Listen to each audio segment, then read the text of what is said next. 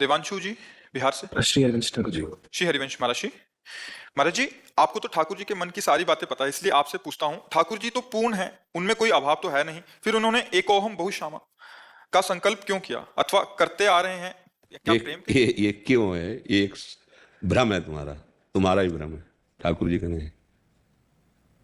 सही माने में तुम्हारा ही भ्रम है। अगर अपने भ्रम को दूर करो, तरंग खत्म तो समुद्र ही है। ये क्यों इच्छा हुई ठाकुर जी की, ये हमारा भ्रम है। कोई इच्छा रही तो उनमें इच्छा होगी नहीं। जय जाने जग जाए हेराई, जागे जथा स्वपन भ्रम जाए। क्योंकि ये दोषारोपण का भाव आता है ना इसमें। प्रभु के अंदर इच्छा क्यों प्रकट हुई? तो इच्छा ही नहीं उनके अंदर। तो ये है क्या? बोले एक स्वाप्निक भ्रम है, सत्य नहीं। उमा कहूं मैं अनुभव पुना, सत हरिभजन जगत सब सपना। सीधा उत्तर ये तभी समझ में आएगा जब खूब भजन करके देह भाव नष्ट कर दोगे। नहीं समझ में आएगा। एक भ्रम है, एक भ्रम का खेल है। जास कृपा सब भ्रम मिट जाई, गिरजा सोई कृपाल रघुराई। गुरु प्रसन्न साहबन कुला, मिटी सकल कल्पित भ्रमशूला। ये भ्रम है, ये भ्रम है। इसी भ्रम को मिटाने के लिए साधना की जा रही है। भला उस पूर्ण काम में इच्छा क्यों होगी? जैसे वेद कहता खेलने की इच्छा हुई, एको हम बहुश्यामा, मैं अपने आप से अपने आप में खेलूं, उसके अंदर इच्छा कहा जा रहा है, लेकिन वो इच्छा रहित है। हमारी जो इच्छा रहित स्थिति आ जाएगी तो वही हम समझ जाएंगे। पहले हम अपनी इच्छाएं मिटाएं तो इस प्रश्न का उत्तर मिल जाएगा। अगर हम अपनी इच्छाएं मिटा पा गए तो हम जान जाएंगे कि वो इच्छा रहित कोई और नहीं था, वो मैं ही था। इच्छा किसके हुई है? भ्रम के। आप अपने भ्रम को हटा दीजिए, तभी आप देख लेंगे। सच्ची बात मान लेना, इसमें क्यों में तर्क का कुछ स्वरूप नहीं है। जैसे वो तो वैदिक सिद्धांत से पौराणिक सिद्धांत में देखो, भगवान की नाभि से कमल प्रकट हुआ, तो भगवान की इच्छा हुई होगी तब नाभि से कमल से भगवान ब्रह्मा प्रकट हुए। ब्रह्मा जी से भ्रकुटी से महादेव जी प्रकट हुए। ब्रह्मा जी ने जब देखा मेरी सृष्टि का वर्धन कैसे हो, तो उनके शरीर के दो रूप हो गए, एक मनु एक शतरूपा। शतरूपा से समस्त स्त्री प्रजाति, चाहे वो पशु पक्षी कुछ भी जितनी, और मनु से सब पुरुष प्रजाति। ये जो पुरुष और स्त्री से संपूर्ण चराचर भर गया, वो भगवान ब्रह्मा ही अपने आप को मनु शतरूपा में, मनु शतरूपा ने पूरी सृष्टि को भगवान ब्रह्मा के रूप में, भगवान श्री हरि नाभि कमल ही वे ब्रह्मांड। ये सब क्या है? जब जगे तो पता चला कुछ नहीं है। जे ही जाने जग जाए हेराई, जागे जथा स्वपन भ्रम जाए। भाई मेरी समझ में जो आया है अभी तक गुरु प्रताप से, कि ये भ्रम है, स्त्री पुरुष जड़ चैतन्य, जास कृपा सब भ्रमित। जब गुरु कृपा हुई गोस्वामी तुलसीदास जी को, तो क्या देखा? सी राम में सब जग जाने। कोई और था ही नहीं। जो थे वही हैं, वही रहेंगे। जो ना था वो वर्तमान में दिख रहा है, वो है भी नहीं और ना आगे रहेगा। ना सतो विद्यते भाव, ना भाव विद्यते सता। तो बोले भगवान लाखों रूप में क्यों हुए? नहीं, लाखों रूप नहीं है उनके। घड़े में लाखों प्रतिबिंब पड़ रहे हैं, सूर्य तो एक ही है। अगर ये घड़े ना रहे तो एक ही है। एक घड़ों के कारण वो अनेक दिखाई दे रहा है। हाथी चींटी, ये 84 लाख योनियां, ये क्या है? बोले भ्रम है। कब देखा भ्रम में? बोले दीर्घ स्वप्न मोह निद्रा में। थोड़ा ज्ञान हो जाए तो एक बात, एको ब्रह्म द्वितीयो नास्ति।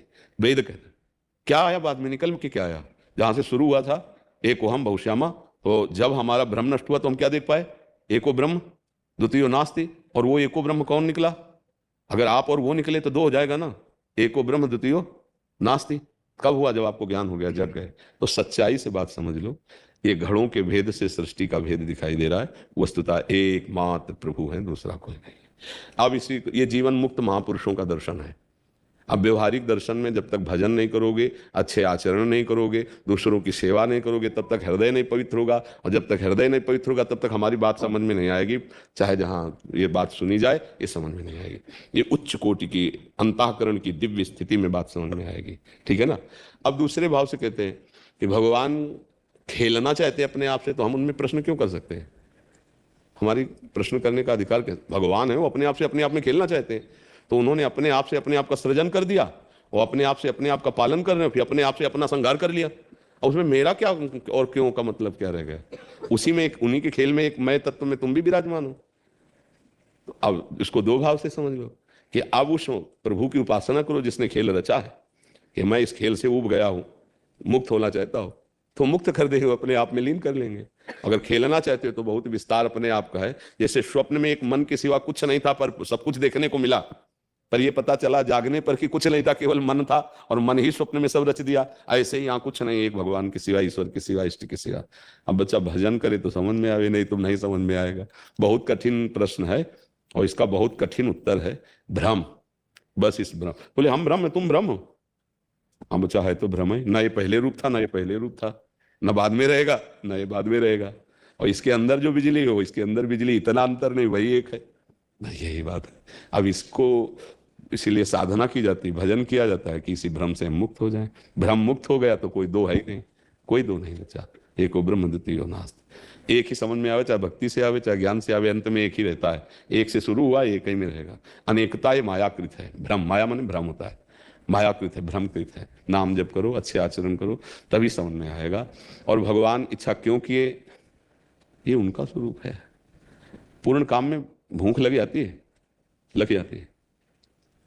आप जब रो के भोग लगाओगे उनको भूख लग जाएगी। भगवान में भूख नहीं है, पर वो इतने भूखे कि केले के छिलके भी खाते चले जा रहे हैं, नहीं खाते चले जा रहे।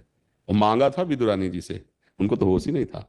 इतने भूखे कि सबरी के बेर खा रहे हैं, इतने भूखे कि सुदामा के तंदुल खा रहे हैं। क्या है भूख उनकी? भक्त के हृदय का भाव भगवान की भूख बन जाती है। जहां हम भाव करते हैं तो भगवान प्यासे हो जाते हैं, भगवान भूखे हो जाते हैं। आप्त काम में भी कामना प्रकट हो जाती है। जब हम भक्ति से चलेंगे तो हम फिर उनके भाव को तब समझ पाएंगे, और ज्ञान से चलेंगे तो उनके स्वरूप में स्थित हो जाएंगे। अब अपने लोग ना भक्ति में ना ज्ञान में, अभी बीच में है। अध कचरा ज्ञान है, अध कचरी जानकारी। तो ऐसा कैसे हो सकता है, वो एक कैसे हो सकता है, वो ऐसा, वो फिर क्यों क्यों का उत्तर फिर नहीं। भगवान ने इच्छा क्यों की, ये तो मिलना तो पूछ लेना है। तीसरी प्रकार का उत्तर है कि भगवान ने इच्छा क्यों की, तो पहले मिलो उनसे, फिर पूछो यार इच्छा क्यों की। तो जब मिलोगे तो ये प्रश्न नहीं रह जाएगा और उत्तर भी नहीं होगा। क्योंकि जब खोज पूरी हुई तो जिसको हम ढूंढ रहे थे वो मैं ही निकला, वो कोई और नहीं निकला। दो नहीं निकले वहां। प्रेम गलियत साकरी तामे दोनों समा। थोड़ा गूढ़ विषय ना होता तो बच्चा सब भगवत प्राप्त ना हो जाते हैं, सब भगवदानंद में ना डूब जाते हैं। इसलिए नाम जप करो और भगवान की कृपा मनाओ और उनसे प्रार्थना करो कि हमारे हर प्रश्न का समाधान केवल आप ही हैं और दूसरा नहीं है। आप हमें समाधान दीजिए। तो बात, अब पहले ये सोचो मैं क्यों फंस गया, इससे मुक्त हो तब फिर आगे की बात समझ में आवे। अब भगवान की इच्छा क्यों हुई, तो फोन नंबर लगाना पड़ेगा, उनसे पूछना पड़ेगा कि भाई आपकी इच्छा क्यों हुई है। भगवान है, जैसे समुद्र में अटखेलियां आ गई, तरंग आ गई, तो लाखों तरंगे प्रकट हो गए और शांत हो गया समुद्र, तो सब समाप्त हो गए। ऐसे ही होता रहता है। अपने आप से अपने आप में अटखेलियां समुद्र ले रहा है, ये तरंगे हो गई, अपने आप से अपने आप को समेट लेता है, वो शांत हो जाता है। शांत समुद्र, शांताकारम भुजग शयनम। बड़ा विचित्र रूप है। भजन करो तो जान पाओगे। नहीं बड़े बड़े ऋषि मुनि अटकल लगा के ले जान पाए, हम लोग तो बहुत ही छोटे स्तर में हैं। बड़े बड़े 88 हजार वर्ष की समाधि लगाने वाले भी उनका चरणोदक पीते हैं और उनका नाम जप करते हैं। उनसे प्रश्न नहीं कर सकते कि आपने इच्छा क्यों प्रकट की है रे। जो हम लोग कहते हैं भगवान ने इच्छा क्यों की, उनकी मौज है यार, इच्छा नहीं कर सकते। बोले नहीं, पूर्ण काम में इच्छा नहीं हो सकती। पूर्ण काम में इच्छा कैसे हो सकती? तुम पूर्ण काम होके देखो, तब पता चलेगा पूर्ण काम में इच्छा होती कि नहीं होती। पूर्ण काम की पूर्ण ही इच्छा होती है। वो अपने आप से खेल रहा है। किसी और से मिलने की हो तो इच्छा होती है, वो अपने आप से अपने आप में खेल रहा है। यही पूर्णता है उसकी। वो अपने आप से अपने आप को मिटा रहा है, अपने आप से अपने आप को सजा रहा है। तो बोले हमको क्यों पीड़ा दे रहा है, तो तुम भी अपने आप में ही तो हो। तुम भूल गए हो, उससे अलग मान रहे हो, इसलिए दुखी हो। आ जाओ उसी में, तो आप भी परमानंद में युक्त हो जाओगे, परमानंद में डूब जाओगे, अति आनंद में डूब जाओगे। आपका स्वरूप ही आनंद में है।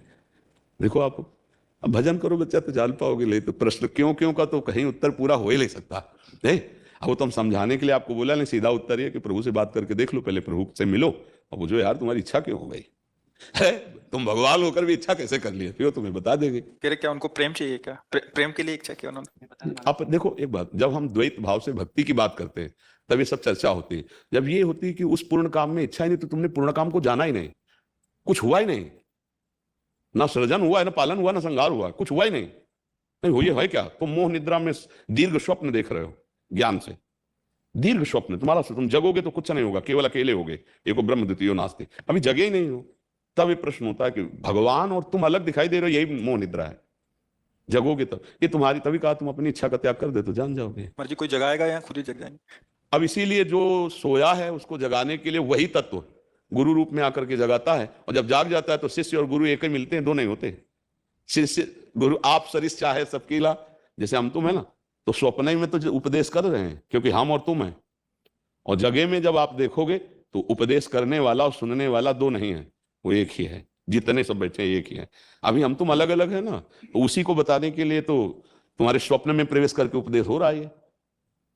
जागृत में तो एको ब्रह्म द्वितीयो नास्ति, ये स्वप्न में हो रहा है। इस मोह को हटाया जा रहा है सत्संग के द्वारा। कौन हटा रहा है? अपने आप से अपने आप को। बोले नहीं हम तुम हैं, इसी भेद को तो मिटाया जा रहा है। अब उतनी ऊंचाई पर चढ़े तब, अभी तो देह भाव में है, तो इसलिए अभी तो स्वप्न में है, तो इसलिए समझ। उड़िया बाबा से यही कहा कि महाराज जी मेरे को तो आपकी बातें समझ में नहीं आए। तो बोले तुम स्वाप्निक पुरुष हो, कैसे समझ में आएगा? देहाभिमानी हो, कैसे समझ में आएगा? देह भाव में हो, कैसे समझ में आएगा? तो इसलिए नाम जप करो, अच्छे आचरण करो, भगवान की भक्ति करो, और फिर उनकी इच्छाओं को जानने लगोगे। सही माने में वो समुद्र है, अटखेलियां लिया तो लाखों तरंगे उत्पन्न हो गई और अपने में समेट लिया, शांत समुद्र हो गए, कुछ नहीं है। आज एक नया साधक कोई मिले थे, कह रहे महाराज जी की बातें आप कभी कभी ऐसे लगते हैं इधर से जा रही हैं इधर से जा रही हाँ तो जा रहे हैं। कितने को समझ में आ रहा है? कितने को समझ में आ रहा है कि ये सब झूठा स्वप्न चल रहा है? हमारा बेटा झूठा, हमारे पति झूठे, हमारा भोजन झूठा, ये ट्रेन झूठी, ये हेलीकॉप्टर झूठा, ये हवाई जहाज सब झूठा है। अब ये सत्य दिखाई दे रहा है, तो उस सत्य को कैसे जान पाओगे? और जब उस सत्य को जान जाओगे तो ये कुछ है ही नहीं। भाई यही जानने के लिए तो इस मार्ग में तो कितने जीवन मुक्त है? कहाँ जीवन मुक्त है? पुनरपि जननम पुनरपि मरणम पुनरपि जननी जठरे शयनम। तो कम से कम सुनने को मिल रही है बात, यही सौभाग्य समझो। सतमार्ग अध्यात्म की बात सुनने को मिल रही है। इसलिए हर प्रश्न के उत्तर के बाद में हम कहते हैं नाम जप करो, राधा राधा राधा राधा, सब ठीक हो जाएगा, सब समझ में आ जाएगा।